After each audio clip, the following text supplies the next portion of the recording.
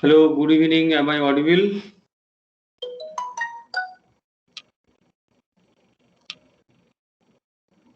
Hello.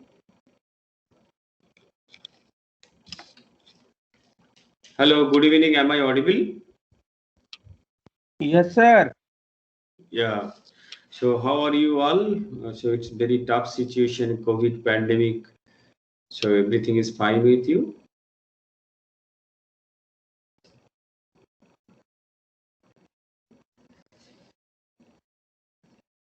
Hello.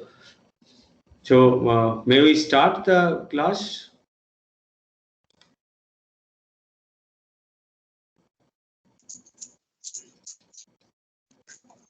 Yes, sir.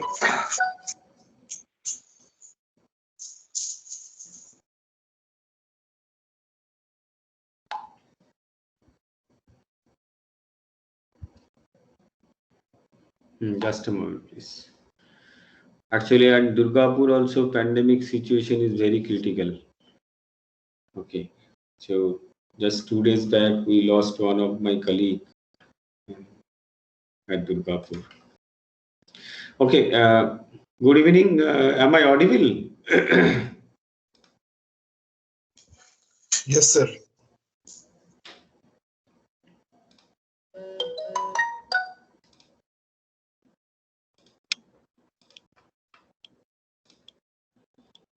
Yeah, can you see my screen? Yes, sir. Your screen is visible, sir. Yes.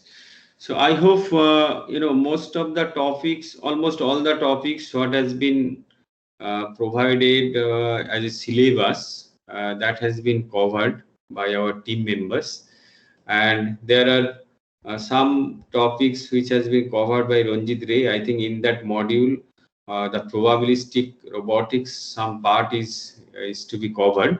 So this is the last class of the robotics syllabus what has been provided from NIPT Ranchi, and hopefully in the next case we if we have to take the class, then we will be restructuring the course, because the course, it seems it is not correlated, the module wise it is not correlated. Okay, that we can look afterwards. So if we get the opportunity to deliver that or to teach our next batch, your next batch.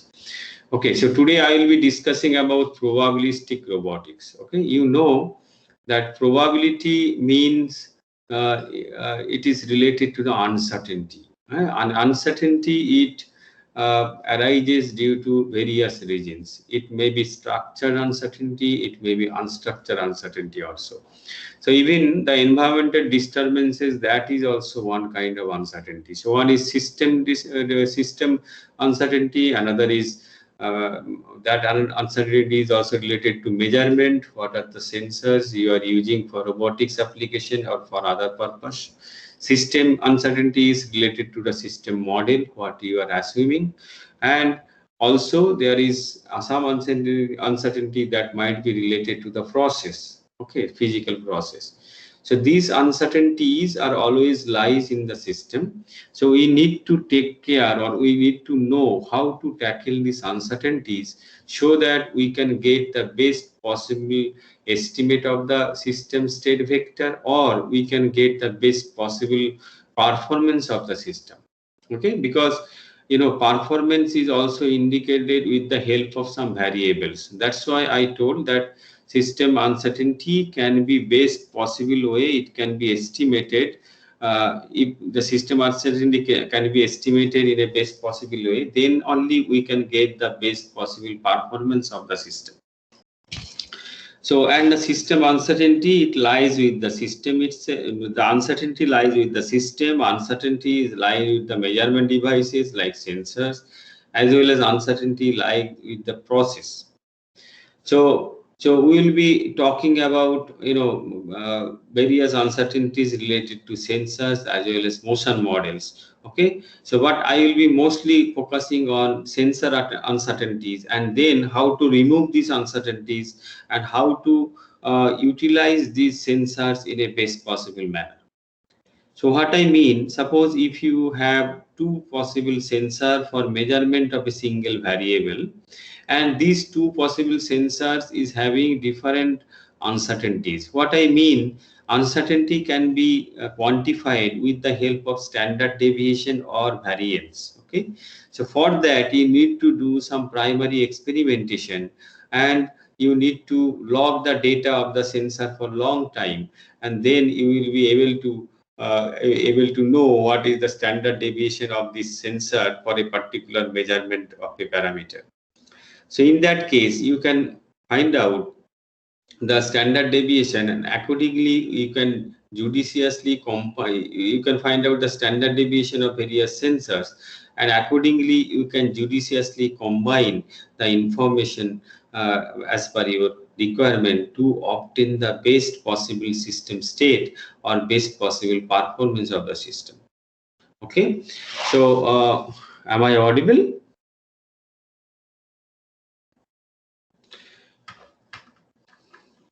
So scholars, I think you can see the slide, and am I audible? Yes. Yes, sir. Okay. Now, uncertainty in robotics, as I said, that uncertainty might be from the environments. So, because you know that highly dynamic and unpredictable environment. Suppose all of you have rode in a used to ride in two-wheelers or four-wheelers. When there is no external disturbance, like when there is no storm or something, the behavior of the vehicle, torque requirement or oil consumption will be less. But when there are uncertainty, and that uncertainty will be predicted by a model, and accordingly the vehicle speed needs to be maintained, then the consumption of fuel might be more. So that's why the highly dynamic and unpredictable environment parameters need to be estimated to get the best possible performance of your system. So that's why environment plays a major role in uh, in estimating the uncertainties of a system which is subjected to work in different environment. Now, as I said, sensors are depending on cost. Variety of sensors are available.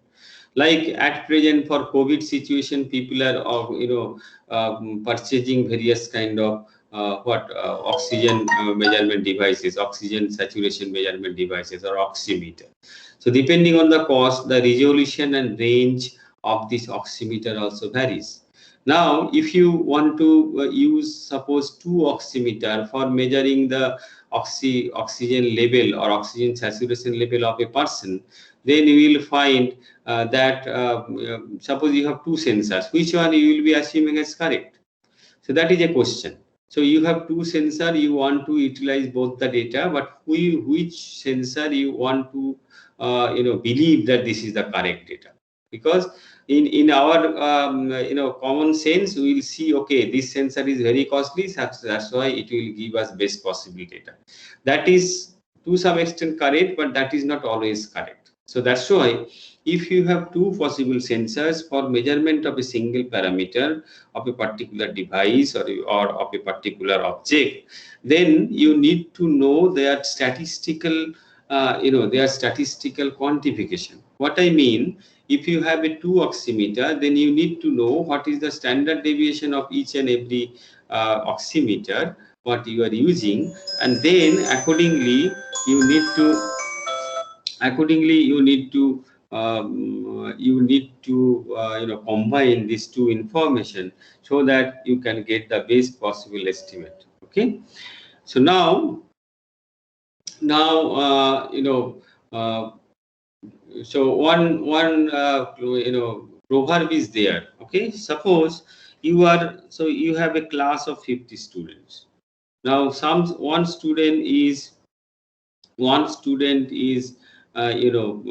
very good boy in the class. That means he's the first ranker in the class, and another boy, he is the last ranker in the class. Normally our parent used to say that don't mix with the last boy.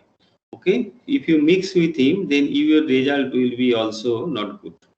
But that is not the correct thing. So theoretically, it can be proven that suppose there are two possible sensor. One is very highly accurate, and another is absolutely it gives very inaccurate data. In that case, it can be proven that if you combine these two data, then the best possible estimate or statistical estimate will be better than the base sensor of that lot.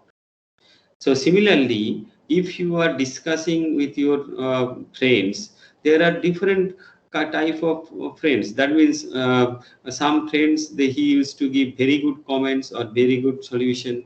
Some friends he used to give very bad solution. But it is said that if you combine the good information and bad information together, the data quality will be enriched. You got my point?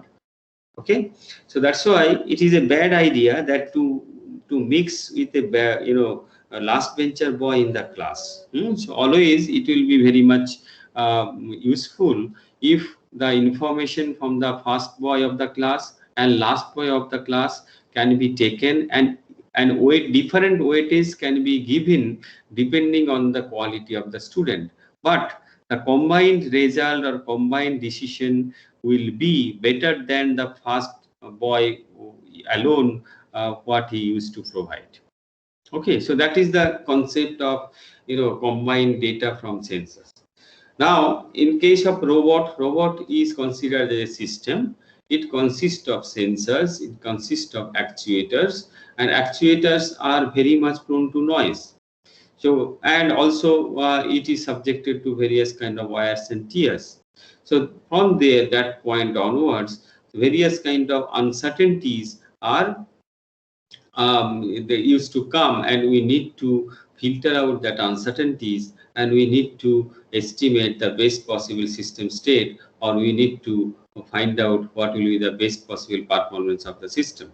So in that case, you need to calibrate the actuator, and we need to see how what are the different parameters, standard deviation for deterministic error and random error of that kind of actuators. So what I mean, suppose if you want to provide 5 volt up to a motor, and motor is running at a speed of suppose 100 rpm. So in that case, you will say you can see that as per chart, okay, given chart, if you apply 5 volt, a motor should run at 100 rpm. But if you actually measure, you will find that motor is not moving at 100 rpm. It is moving might be 100 plus minus 5 in that range. So in that case, that's why in each and every case, you need to find out the statistical parameter to address the uncertainties. Okay. So next part is the model. So every system, whatever you need to control, it might be a robot, it might be a mechanical system, it might be a mechatronic system, it might be a process. Everything needs to have a mathematical model based on the physical laws. Like some of the systems that is governed by Newton's law. Some of the system that is governed by Ohm's law. Some of the system that is governed by some other laws. So we should be very quite careful while deriving the models of a system, because models are based on some assumptions. Okay, so and what is the objective of the to assume that things, the assumptions are made to make the model, or to get a simplified model. But while doing this simplification or simplified model, we are assuming lot of things. So that's why we need to know what are the assumptions we are doing, and for that assumptions, what are the accuracy we are going to sacrifice. That analysis, if we can perform, that will give us idea about what will be the probable behavior of the system. Okay, so in that case, that's so. And another thing is, if you don't try to make your model very simple, then what will happen, the computational complexity will be very high, and you will not get that kind of computational platform that will be computing in the system behavior in real time.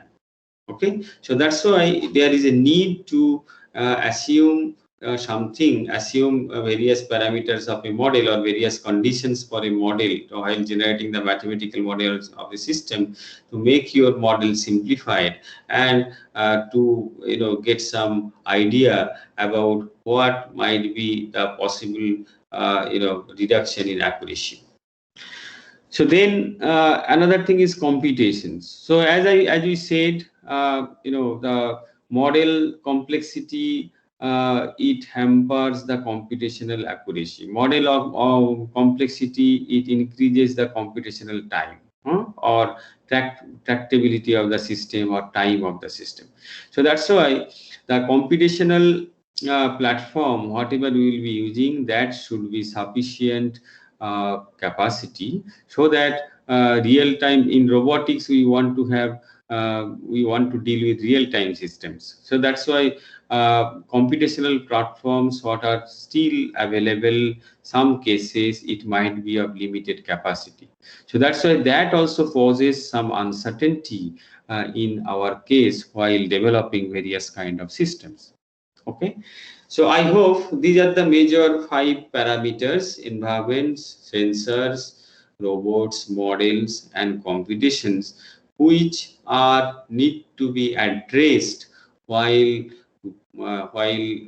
developing a particular system, which might be mechanical in nature, which might be electromechanical or mechatronic system, which might be robotic system, and or various other kind of system.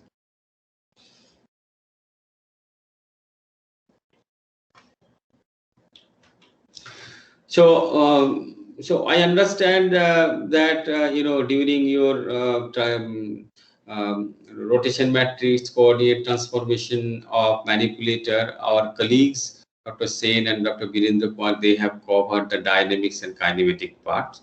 So just to recapitulate, the dynamics, is dynamics of a robotic system is given by in this manner.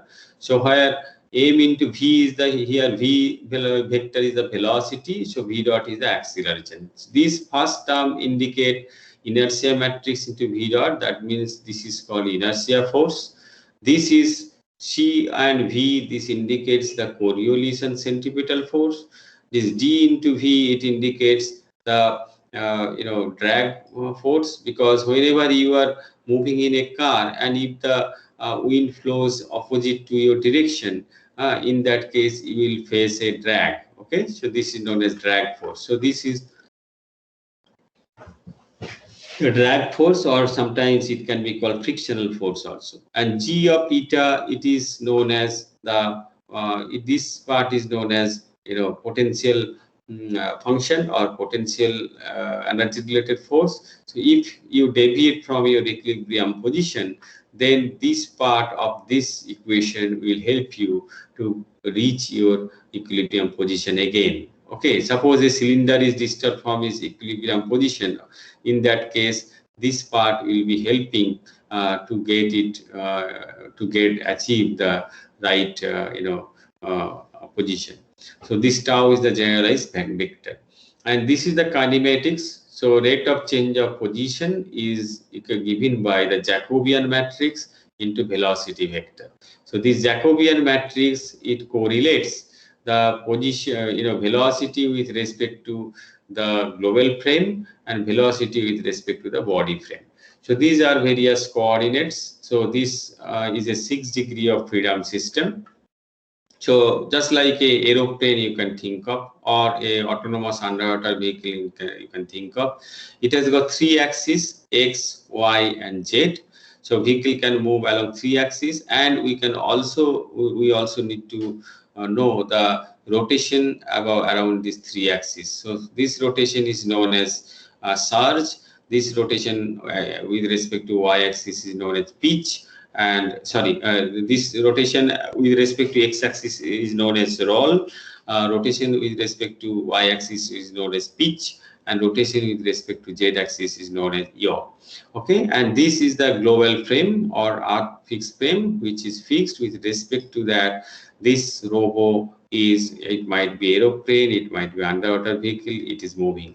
So here for this linear motion, we need to have the force x, y, and z. Okay, and for rotational motion, we need to have the moments like k, m, and n. And positional coordinates with respect to this inertia frame are provided by x, y, and z, and rotational coordinates with respect to this global frame is provided by phi, theta, and psi. These are roll, pitch, and yaw. And velocity with respect to x0, y0, and z0 axis is given by u, v, and w. And rotational motion or velocity with respect to x, y, and z are provided by p, q, and r. Okay, so that viscous, as I said, that while modeling a vehicle, you need to also calculate the drag force. So drag force is directly, it is proportional to the square of the velocity and the projected area of the object, in which the projected area of the object perpendicular to the direction of motion. So this AF is known is the area, and CD is the drag coefficient, rho is the density of the medium, and V square is the square of the velocity. So this mod V into V, it will help you to indicate the drag force. Okay, which direction the drag force will be acting. So this is the process of calculating the drag. I hope you have got some idea about the trajectory planning also, because any robotic device, it might be a manipulator, it might be a mobile robot or working in land, it might be underwater vehicle working underwater, it might be aeroplane working in space. So in every case, you need to generate the trajectory, so how the system will move over time. So A0, A1T, A2T square, A3T cube, this might be the generalized trajectory for such kind of system. Now you have some primary idea about the control of robots. So you need to have a desired trajectory, and from there you need to generate what will be the possible positional requirement. And to achieve that position, you need to that information need to feed to the controller. So controller will send the required actuator voltage or current. So in this case, as it is shown, it's underwater vehicle. In that case, it will generate the voltage to the which will be going to the various thruster or propeller which are attached to this robot. So when that actuator signals are sent to these various actuators, the system will start moving, and actual trajectory information you will receive, and that information will be measured with the help of sensors, and that sensor information will be passed here so that you can find out what is the error still remains. Okay, so this is the basic control block diagram. And for achieving the control of various kind of robots, we need to have various methods like dynamic feedback linearization, sliding mode controller, which also considers the uncertainty present in the system. This sliding mode controller. Other robust control methodologies also these are used to tackle the robustness, to tackle the uncertainty of the system. And finally, if a robot is moving, you need to take care about the obstacle, and you need to take decision based on your algorithm that on which is embedded into the robot. So obstacle avoidance and decision making by fuzzy logic or other technique is another tool which will be very much useful to control the motion of a robot in a dynamic environment. Now, as I said that sensor fusion, now I'll be coming. So just I'm covering in brief what are the different modules of robotics. So that has been covered just to recapitulate that thing. So one is dynamics and motion planning, another is controller development, and how to tackle the sensor. That's a sensor fusion perspective. As I said, the sensors are mounted in robotic system or mechatronic system, okay, to measure the various parameters of the system. So sensors are having various kind of uncertainties. Okay. First thing is a system. A system may contain various kind of sensor. A system may contain several sensors for measuring a particular parameter, and several sensors might have different accuracy level. Okay, so now you have procured two sensors of different quality, and both the sensor can measure a particular variable or particular parameter.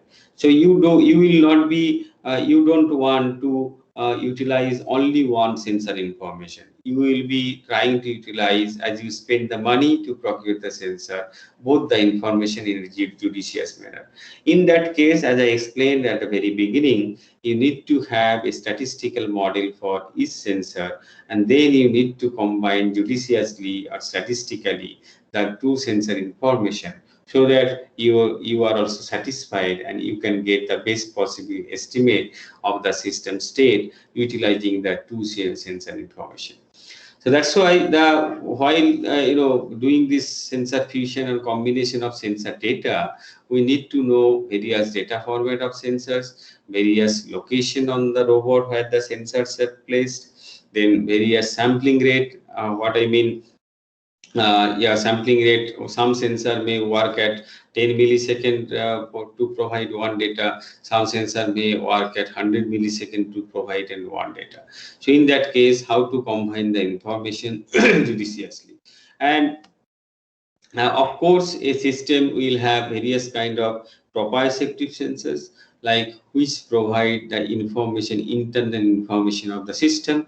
So like IMU, probably you have heard about this. This is inertial measurement unit, and encoders which are fitted with the motor when the motor is moving. So encoder, it measures the rotation of the motors, and it provides the relative position of the motor at each and every instant. Absolute position of the motor, it is also possible to get using resolver. That is known as resolver.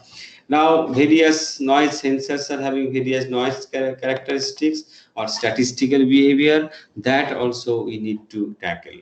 And of course, when a system is developed, it is also subjected to some external sensors which take the information about the outside environment, and when it is robotics, to mobile robotics and some other thing, or a manipulator to move safely in the environment, we need to know that environment is safe. Or if it is dynamic, if it is a dynamic environment, then we need to have obstacle avoidance mechanism, so that when the manipulator is moving, it should not hit the other object. So that's why various noise characteristics is very much important, and exteroceptive sensor information is also important, because you need to know the range and bearing of the external object which are present in the environment, and you need to measure their range and bearing with respect to the robot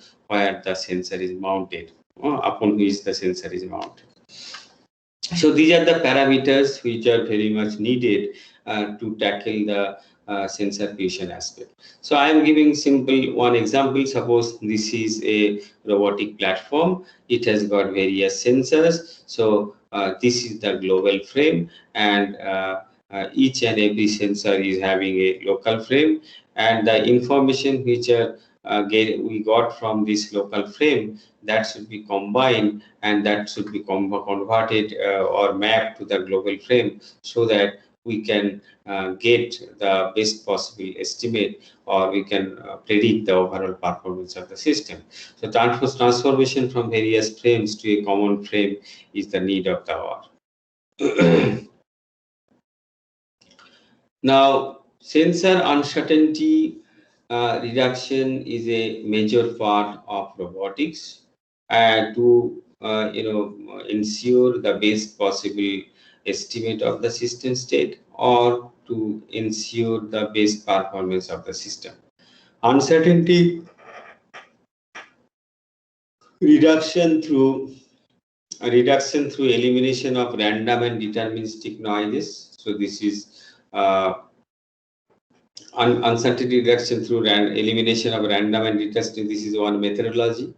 Then best possible estimation of the system state vector and reliable navigation guidance and control of the system. For this thing, sensor uncertainty quantification is very much needed.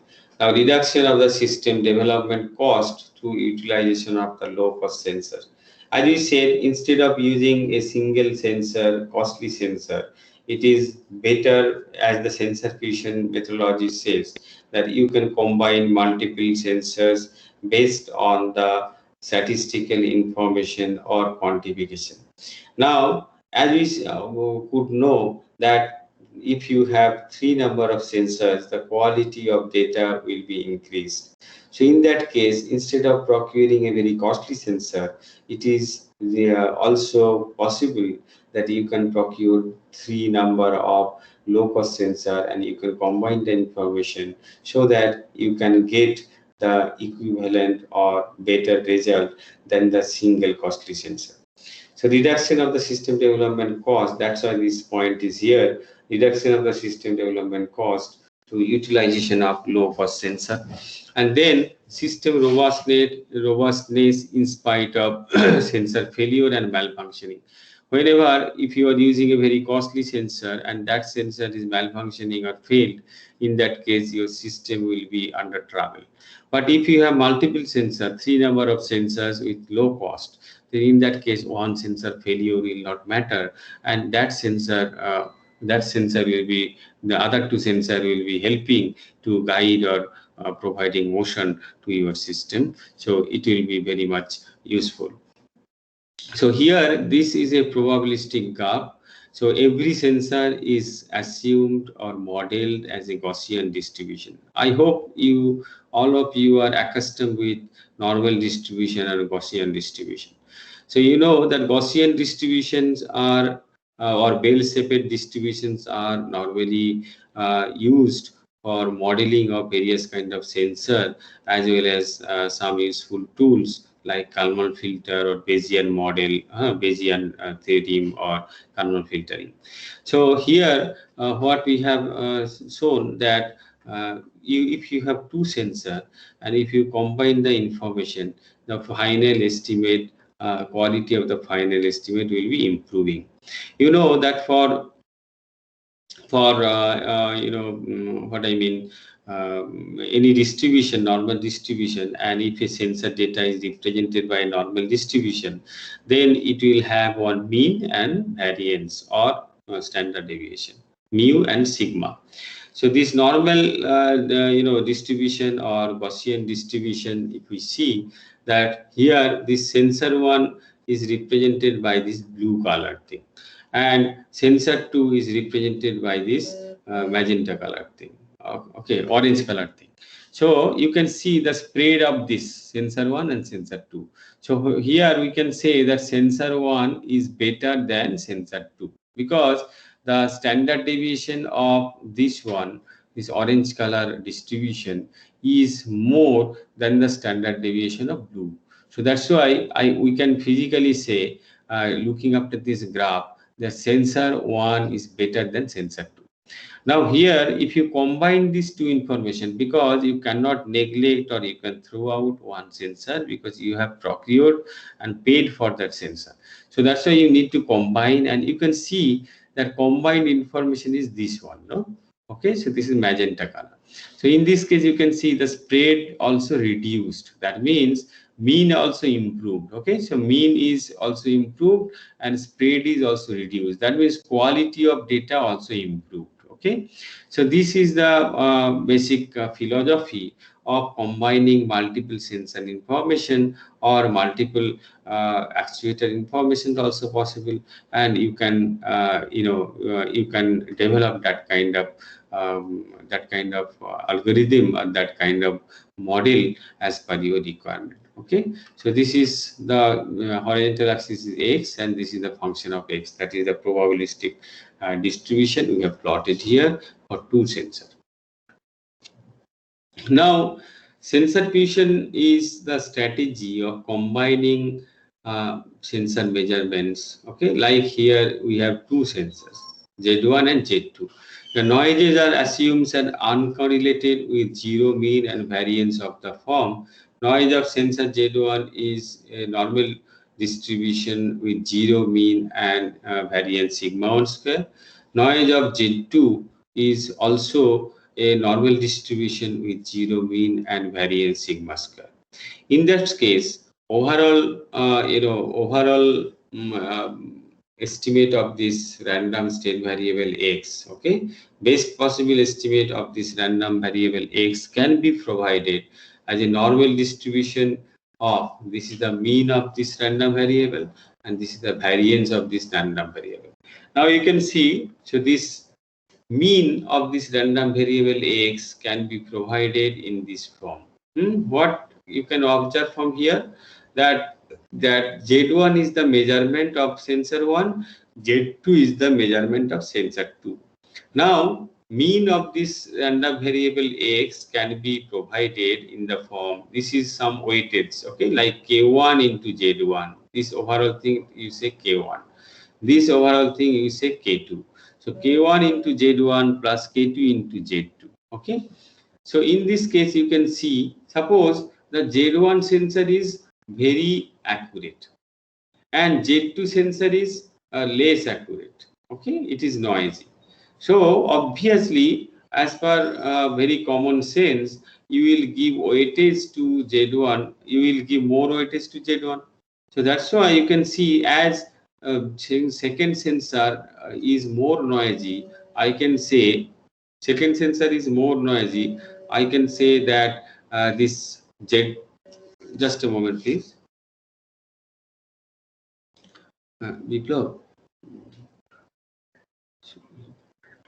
না আমি একটু একটা class চলছে আমার, তুমি একটু বিপ্লবের সাথে কথা বলবে, সরি বিত্তর সাথে, বিত্তকে বলেছি তোমাকে সবগুলো এ করে দেবে, হ্যাঁ আমার একটু 8:15 পর্যন্ত ক্লাস আছে, আমি অফিসে আছি।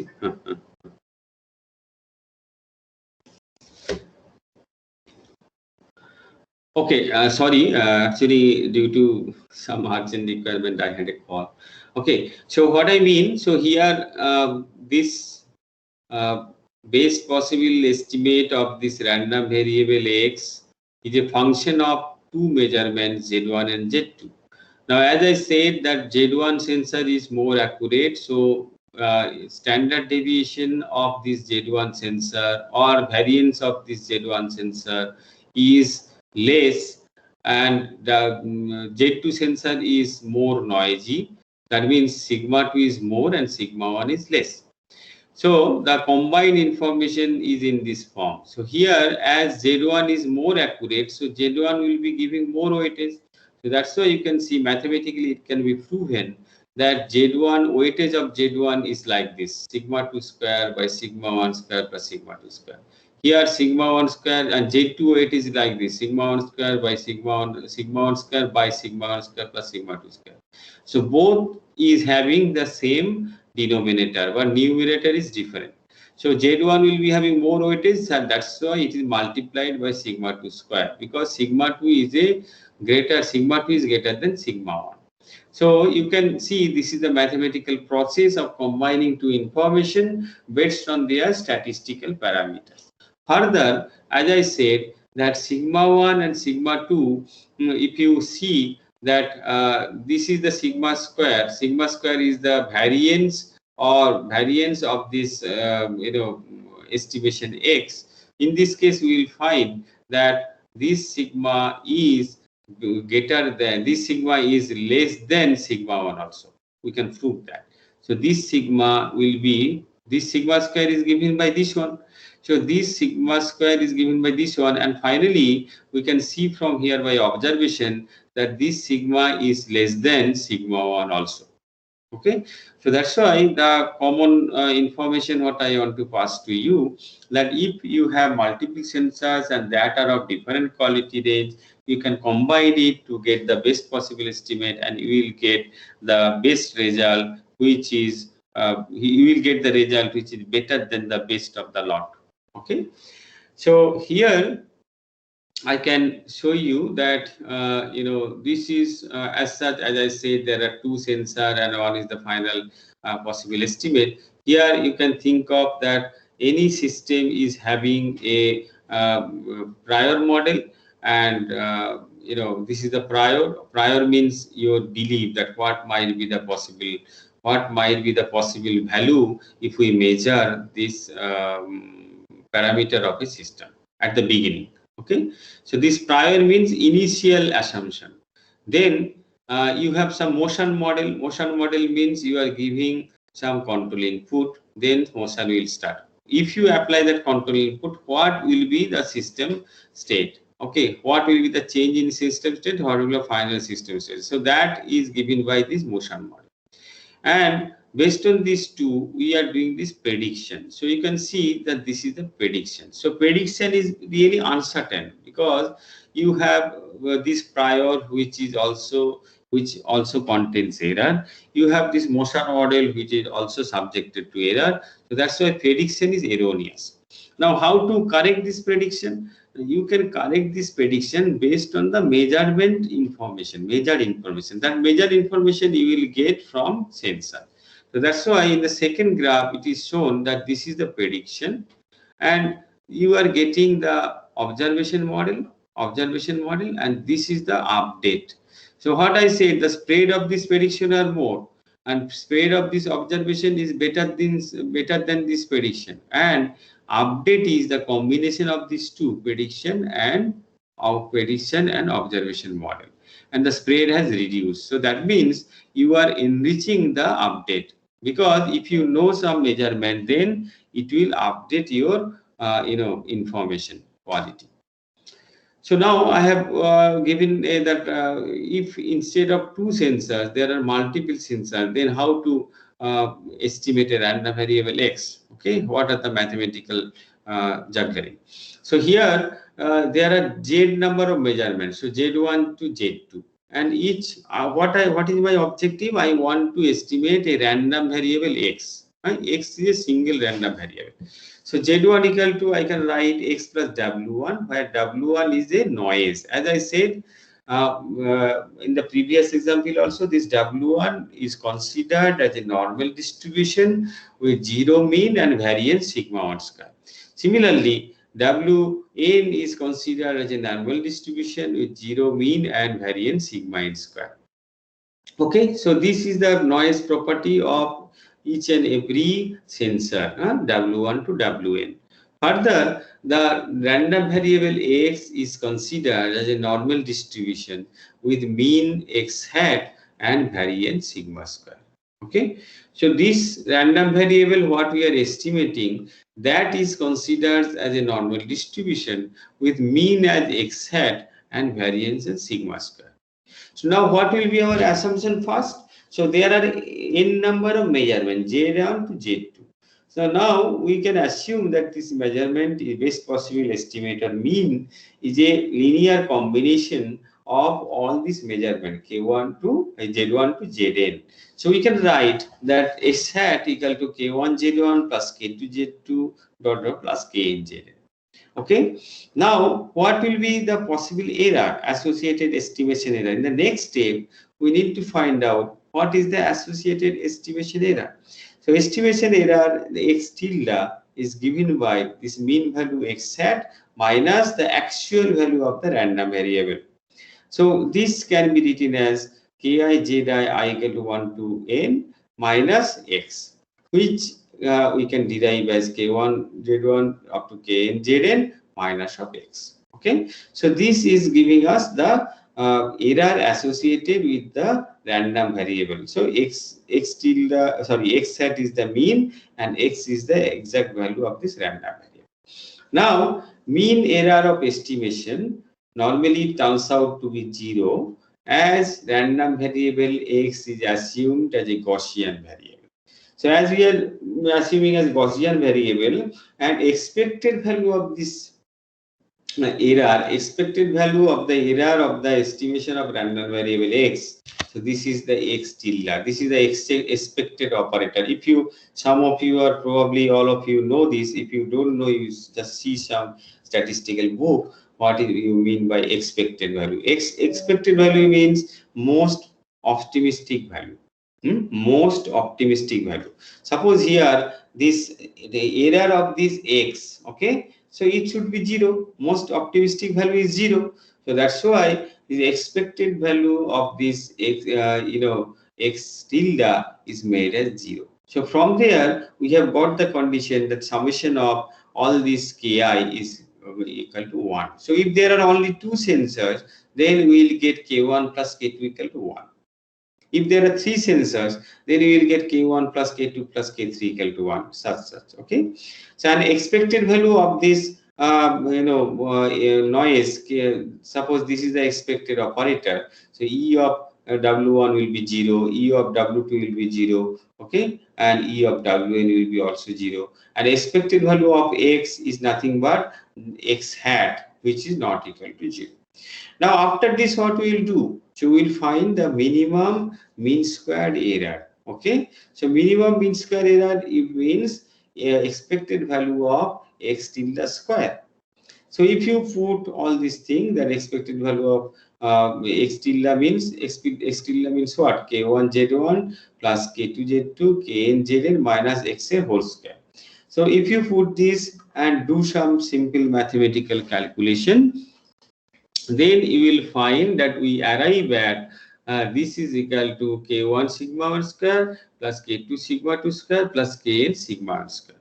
So as you know that expected value of W1 is 0, but expected value of W1 square will give you the variance. You you can see here. Expected value of W1 square, that W1 is the error associated with sensor 1. W2 is the error associated with sensor 2. So expected value of W1 square equal to sigma 1, expected value of W2 square equal to sigma 2, and so. Okay, so finally, this mean square error is represented by summation of ki square sigma I square. That means k1 square sigma 1 square plus k2 square sigma 2 square plus kn square sigma I square. Now we need to calculate the minimum mean square error. You know that you know that how to find out the minimum or maximum of a function. So you need to differentiate it and turn it to 0. Okay. Now, what will be our objective? Our objective will be to find out the value of these gains or weights. Okay. So these are the gains or weight K1, K2, K3. These are the unknown parameter we need to find out. How? Now, if this is the mean square error, we want to minimize that mean square.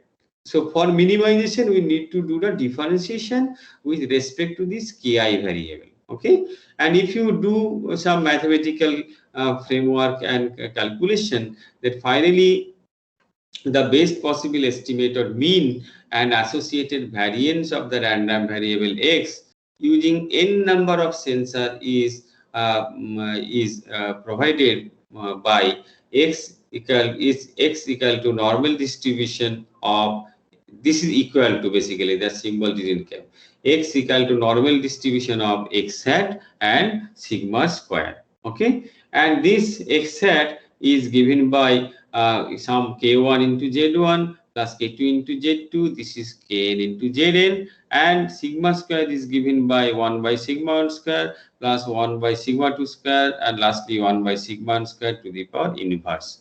So as I said, finally you will get that, you will see that sigma is less than the sigma 1, sigma is less than sigma 2, sigma is less than sigma n. So that means sigma is better than the best possible sigma of the lot. Okay, so that is the essence of this sensor fusion, and here it is shown that if you use multiple sensor, then how you can combine that information with this mathematical modeling.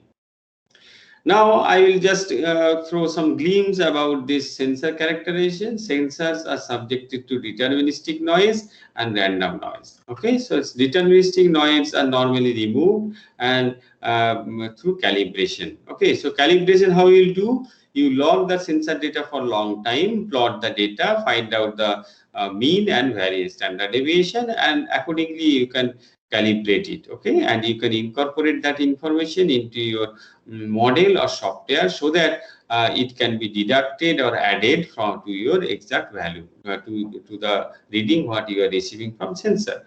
And random noise, these are normally not removed, these are modeled, okay, and these can be achieved with the help of stochastic process, which are known as Allen variance method and dynamic Allen variance methods and subsequent other methods. So this Allen variance method itself is a very important topic. Okay, I cannot cover it here, but I just to give you that these are the methods through which the random noise of sensors are normally modeled. Suppose we did one exercise in this regard. Okay, suppose the gyroscope, probably you know, which measures the angular velocity, and from there if you integrate, IMU is known as inertial measurement unit. When IMU is associated with some filtering algorithm like Kalman filter plus IMU plus Kalman filter. Kalman filter it is able to filter the noise data. So IMU plus Kalman filter, if you combine, then it will give you INS, which is known as inertial navigation system. Okay, so this data, it is the log of the sensor data for long time. You can say it is 10,000 seconds, so around 3 to 4 hours almost. Okay, so for every axis of this data, this gyroscope has 3 axes, x, y, and z. It's a 3-axis gyroscope which provides the angular velocity according to along the 3 axes. Okay, that means it will provide the roll rate, pitch rate, and yaw rate. Okay, so that information we have collected, and then we have modeled, we have generated the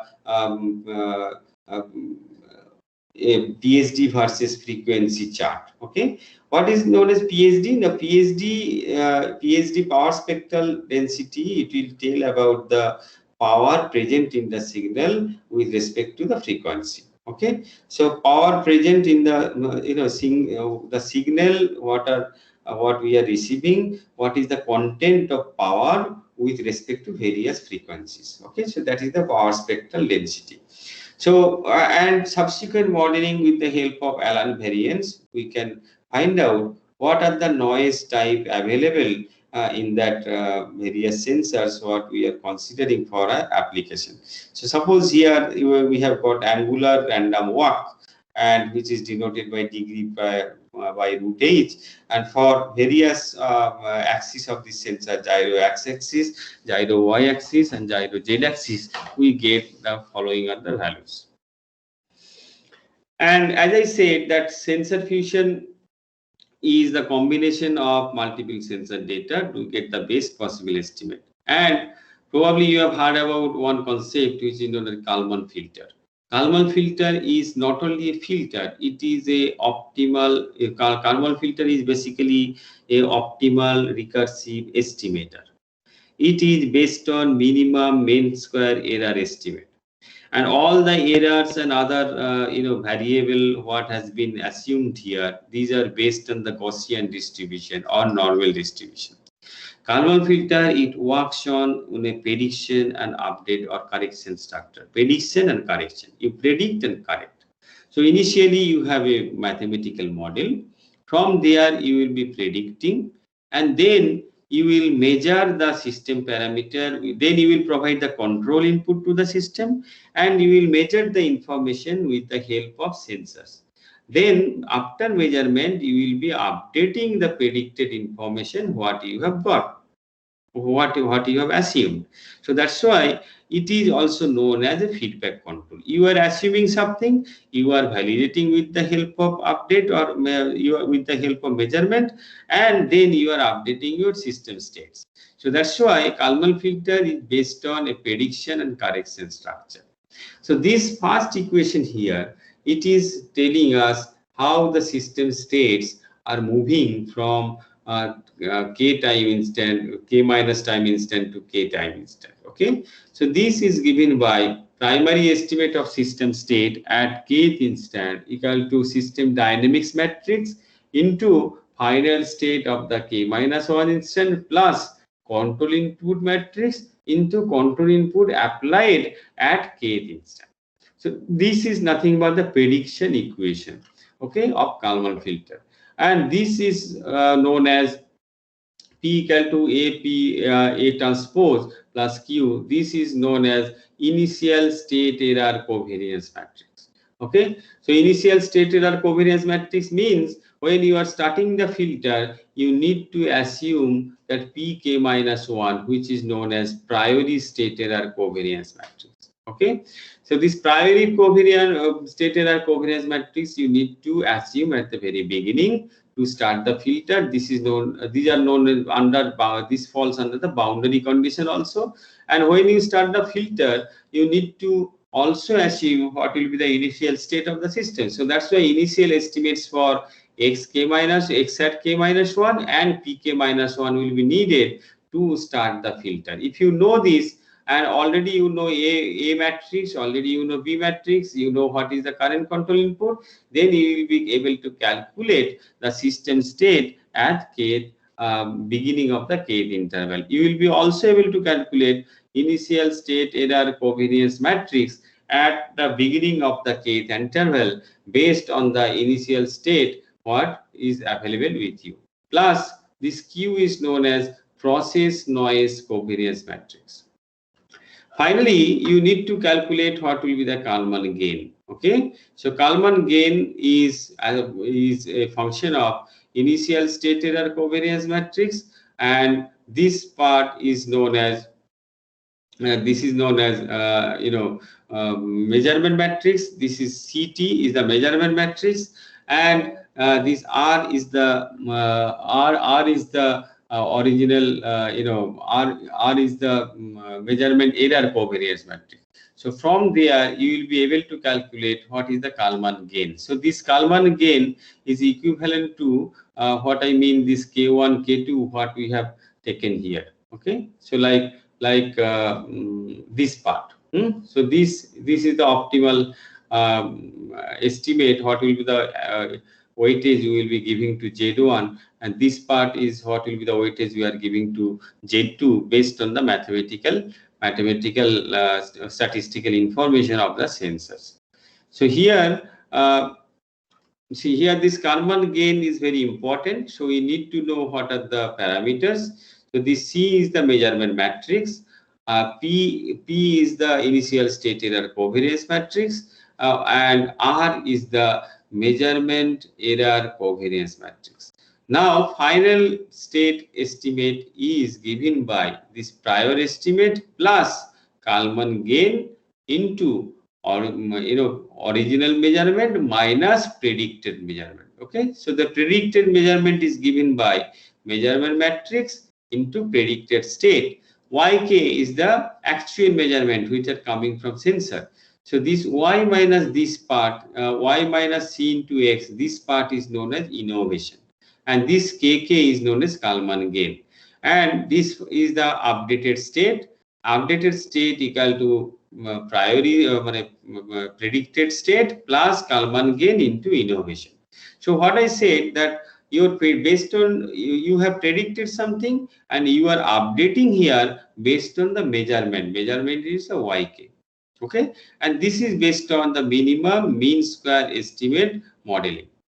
Okay, so that's why Kalman filter is known as optimal recursive estimator. This is based on a probabilistic theory tool that equations are derived based on probabilistic theory, and it will help you to filter the noise or to incorporate the noise parameter into the system so that you can get the best possible estimate of the system state. And finally, you are looking after what is the final state error covariance matrix. So that's why you are taking at the end of kth interval what will be the final state error covariance matrix. So pk equal to I minus this. Okay, hope you have understood the physical significance of this equation, and for further reading I think you can take any Kalman filter book, or you can find lot of materials in net also, and you can utilize this Kalman filter for your application purpose. Now I will be throwing very slight knowledge in Markov localization model. Okay, suppose this is a corridor, and in this corridor there are 3 rooms, and a robot is moving from this end to this end. Okay, and you need to know where is the location of the robot. So that's why initially you don't know. Okay, you are suppose a blind man, you don't know where is the position of the robot. That's why initial belief. So there is a belief function. So this belief function means initial assumption. If you are a blind man, you don't know, then obviously the probability distribution will be uniform. Okay, or power spectral density is uniform over frequency. You see that it is a uniform what I mean, it is a width is same throughout. So that's why there is no idea at the very beginning. You have taken a flat distribution, which is known as belief function. Now in the second step, suppose robot is here and you are measuring with the help of a sensor. That's why this Z is the measurement and this X is the initial prediction. So that's why probability of Z provided X is known is what? So that's why you are taking the measurement, and now you know that the robot position might be if you need to estimate whether the robot had reached in that gate or not. So if it is reaching in that gate, then this part will be activated, but it is located in which gate, here or here, you don't know. So that's why all this all the information or locations which are related to the gate, that has been assigned almost similar value. Now there is another whenever you are again estimating, or you are again assuming what will be the further belief in the next step. In that case, you are after some time, a robot will also move from this position to this position, and your belief function will also move. Okay, so again you are taking the measurement with the help of belief function, and you will be just a moment, and you will be ascertaining from the sensor measurement, okay, robot is at this second gate. Okay, in that case there will be certain spike in your belief function, and ultimately basically you will get that updated state of the system, and this will be the major spike, and you will be confident enough to say that robot is at the second gate. Okay, so this part you need to have some knowledge about Markov localization, and based on that you will be able to model your system. And some of that other methods are like particle filter, Kalman filtering is one, particle filtering is one, which are also based on these mathematical tools. So I will be just throw certain glimpse into with the robot motion. Suppose this is the corridor and robot needs to move. Okay, and obviously the robot should not collide with this. It should move along the backend path. It should not collide with this black thing. Okay, so but if the uncertainty is there, then of course the estimation of the system state will not be perfect, and robot have the chance to collide with this. So that's why robot motion is inherently uncertain, and how can we model this uncertainty? Okay, so if you use the erroneous sensor data and model it without filtering or without proper quantification, then you will find that whatever parameter you are getting from sensor, if you plot it, then the real plot will be like this. It is not matching at all with the with this path what is embedded in this plate. Okay, so original path what you will the plotted plot, or what you will plot based on the sensor information, it will be like this. So which is not desirable. To do that, it is also required to go for a probabilistic model, and these probabilistic models are based on dynamic Bayesian network for control states and sensation. And at each and every state, you should have a priori model, you should have a measurement model, and you should have measurement for each and every time. In that case, you will be able to estimate the system state based on the measurement.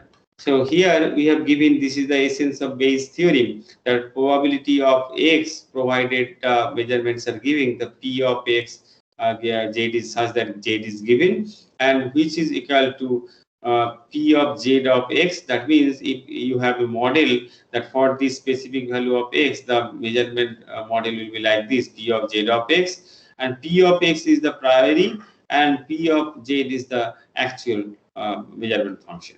So, and so in this case, utilizing this control input and state and the measurement. So what we are giving, we know the system state variable, we are giving the control input u, then we will get the measurement j.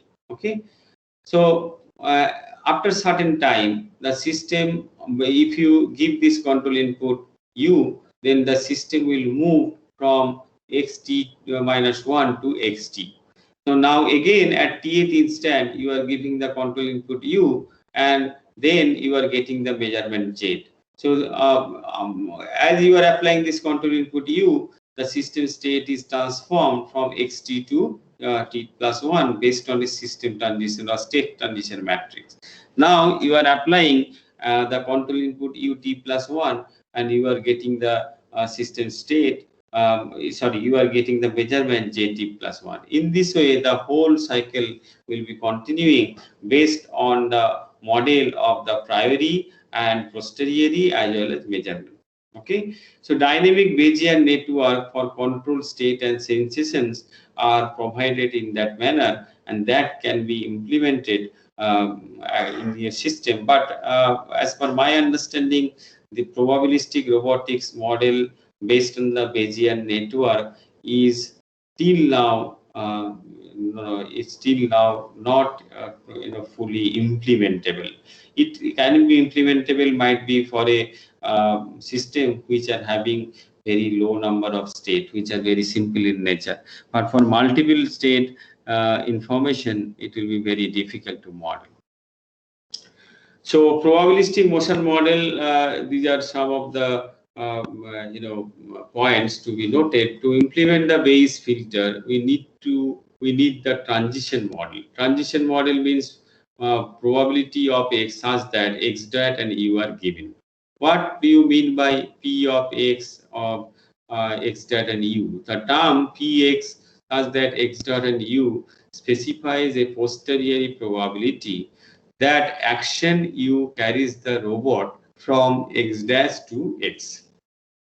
So what I mean, if you apply a control input u, and if your primary location is x dash, then this u will help you to reach from x dash to x. So in this section, we will specify how probability x such that x dash comma u can be modeled based on the motion equations. Okay, so here I am not going in details to discuss about this thing, based on as the time is also short, and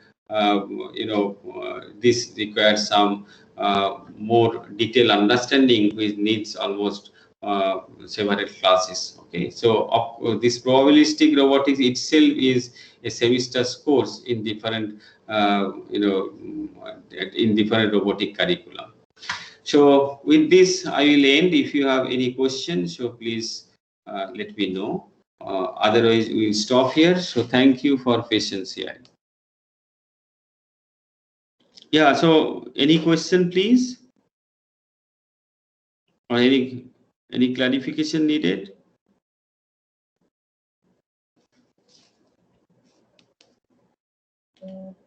Hello, am I audible? Yes, sir. Okay, anybody has any question?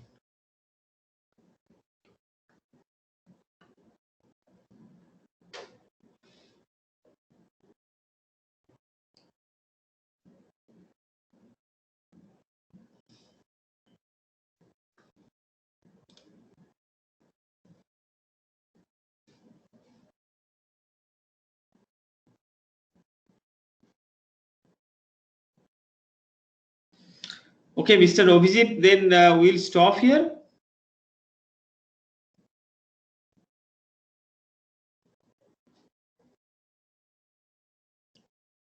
Hello.